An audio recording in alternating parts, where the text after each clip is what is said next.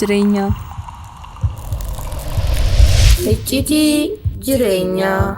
Icciitii jireenyaa. Assalamu alaikum warahmatullahi wabarakatuh. Baba akkam yoyyoyte? Wa alaikum salam warahmatullahi wabarakatuh. Amma wayyaa dhaumaan jiru alhamdulillah wayyuma.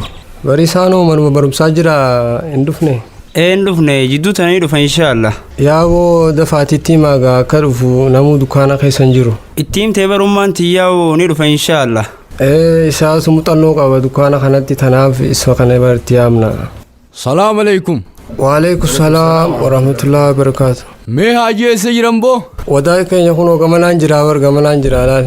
Haaji isaa dullumaa sissiqe moo dhukkubuma? Samaaliif beekan oggaa umriin ol siite oluma keessa. Silaa haakimni maal siin jee? Laalleessi baqeessina jaanii du'aayi godhime jabaadhu.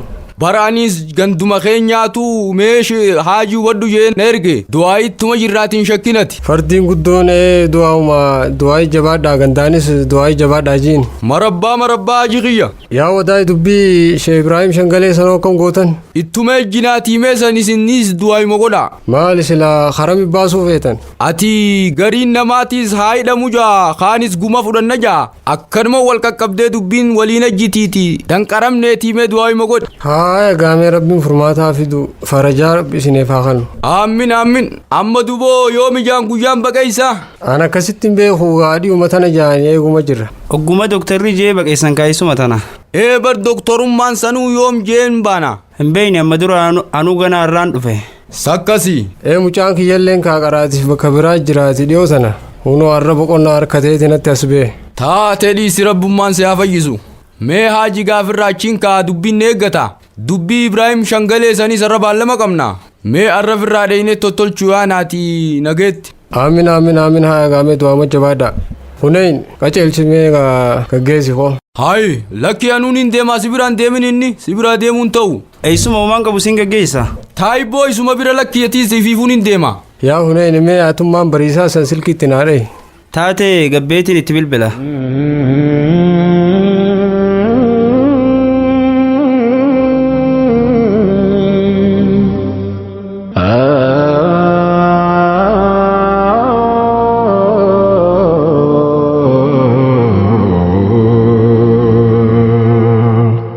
Gabbeetiin bilbilaaf moo qaamaan dhaqeetiin itti hima dhiiroo? No qaamaan dhaquudhaaf narraan bareedu. Hayyaa yeroo hundaan lakkoofsu maariyaan na bilbila. Laataniin kaasamoo hin kaasu. Moo Efraati Yeesilaawoo silkeerraa fudhaniiti isitti namatti na bilbilee dhiiroo. Meeniin kaasamee rabbita kheyrii haa godhuuti. Silaa sheexaanii nutti hin bilbilu. Hello. Assalaamu alaikum warahmatullah. Bariisaadha miti? Wa alaikum salaam warahmatullahi wabarakatuh. Bariisaadha. Eenyu ajoo baleeti. Siyaami qaboo sagaleef rahmalee tanama biraan beektu saati. Lakki nin beekaa teetis nin beekaa waa wal bira jirtaniif silaa isin wallaalu. Atis jechaa namni tuqxa salakka. Bari fifuu nin dhufa jeetin rooba kanaan na hambise. Maali haajaa jira? Wahii bitachuu feete moo Efraatu mana poostaa si godhate? No akkasii miti. Okay maal ajamte maal si fa'aa ajajamure? Bishaan qabbanaawaa. Anjama idaate kam dhugatti waan bilbilteef naaf makaasiyam bar qalbii tiyya fooqii shanaffaa irra rarraaste.